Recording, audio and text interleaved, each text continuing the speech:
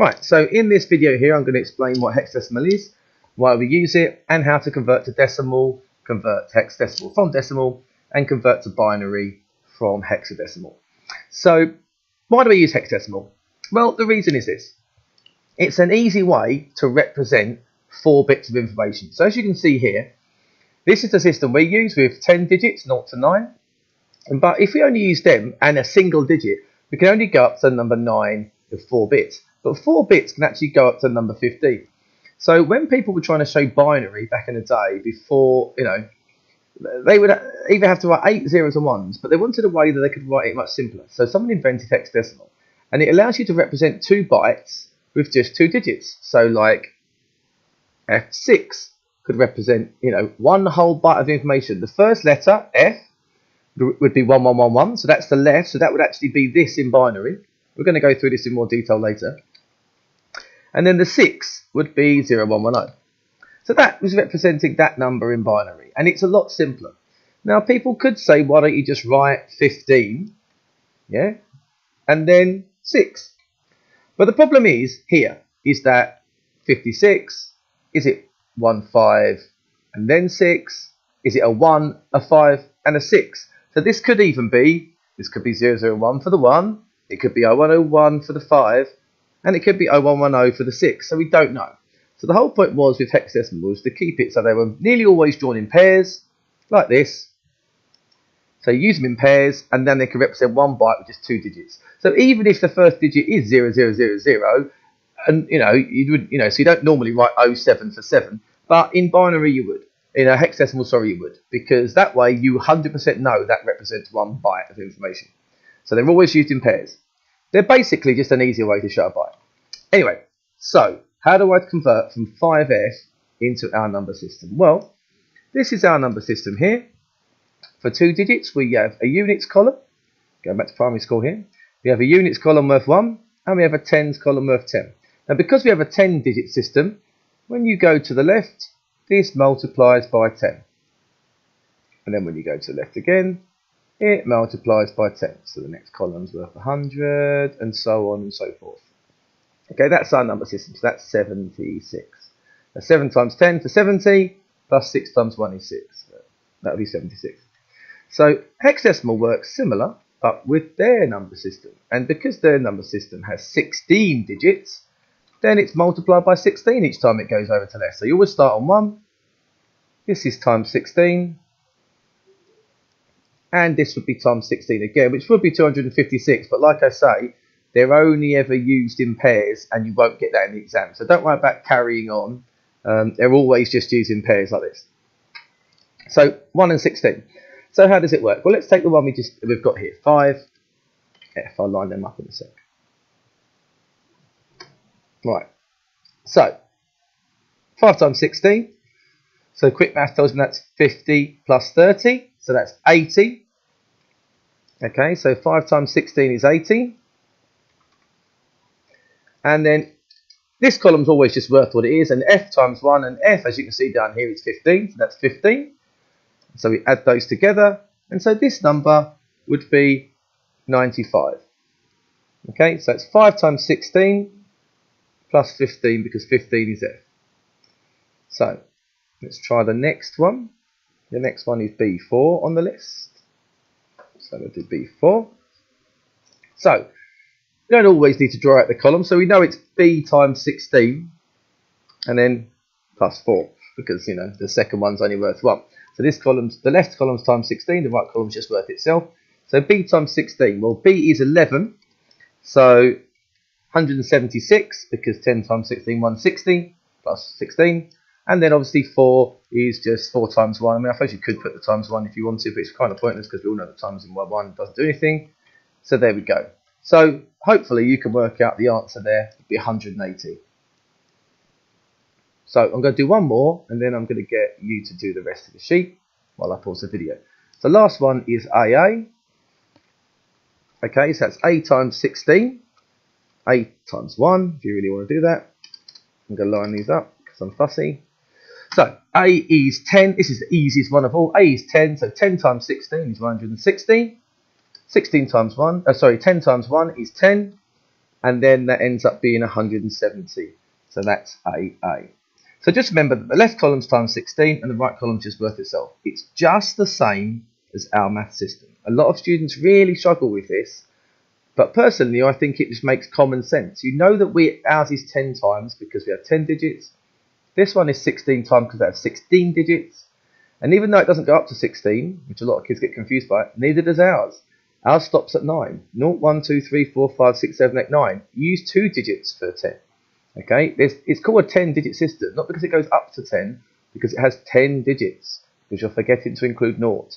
And just the same as this one, it has 16 digits, but it starts at naught, so the highest number is worth 15. Before you need to use a second digit. To represent 16, well, that's one of the questions later, so I'm not going to go through that.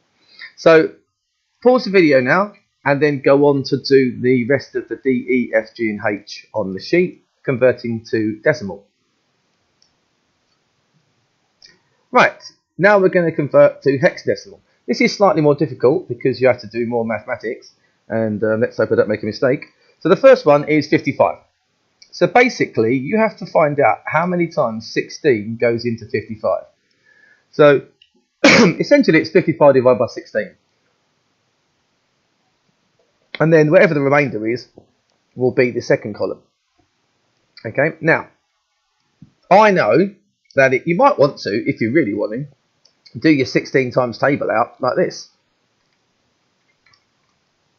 Because that's really going to help you. You know. I'm just going to do to there because that's all we need for this one. So as you can see here, the closest I can get to that without going over is 3. So that means the first digit is 3. Okay, so this is worth 16. So this one here, this column is worth 1, we haven't put this in yet. This column is worth 16, so that's worth 48. That leaves me with 7. Okay, so then I just stick the 7 in there. And that's what you do. So that one would be 37 in hexadecimal. Okay, let's try a different number. I'm going to leave up the times table, but I might have to add more to it when I see it. Right, this one's 127, so we're going to need more numbers. Okay, 127. I'm going to do, I don't know if I'll actually get it in there. So 5 times 16, you should know, is going to be 80. Because you should know. 6 times 16, 96. And then we're going to get to the one we want. 7 times 16, so to add 10, 106, add 10, that's 112. Okay, so I know that after this, I can go to, sorry, it's not to my door. Right, so 7 times 16 is 112. So I know that if I add another 16, I'm going to get 128, which is over this. So I can do it if you want, just to put it there. But I know I'm going to go over that because I did it. So that's my times table. If you're doing the real one, you might write the whole times table out. I mean, it's not that difficult. So now I know that the first digit is going to be 7. So that's 7, because that was worth 16. And that's worth 112. That leaves me with 15 left. So 15 in hexadecimal is an F. So I put the F there. So that would be 7F. Okay. I could do the last one. It's quite an easy one. It's 45.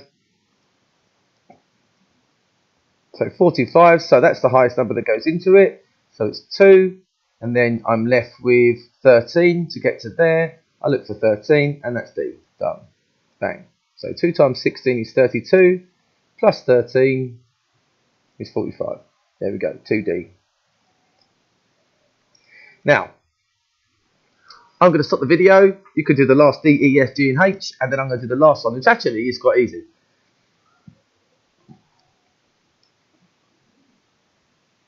Right, so, don't do this anymore. Now, the last one is to convert to binary. Now, I've left this because there's actually 2 ways of doing this. You can just do 5F, which you should know now is 5 times is 95, because we did that earlier. So 5 times 16 is 80 plus 15. So you should know that that's 95. So the one way to do it is to convert it to decimal and then just do the binary. I don't know which way I'd do it actually. I'll probably do both. I'll probably just do it one way and check the other way. Okay, so because I can quite easily write 95 in binary, and I'm confident that 5 times 16 is 80, and then F is 15, so 80 plus 15 is 95. So I kind of would do it this way, but I would probably check it the other way. The other way is just to do it as two individual numbers. So you've got 5 and F. So the first 4 bits will be 5. So I'm not going to look at the book on the right over here because I want to do the math. I'm literally not going to look. So I know that 5 in binary is 0101.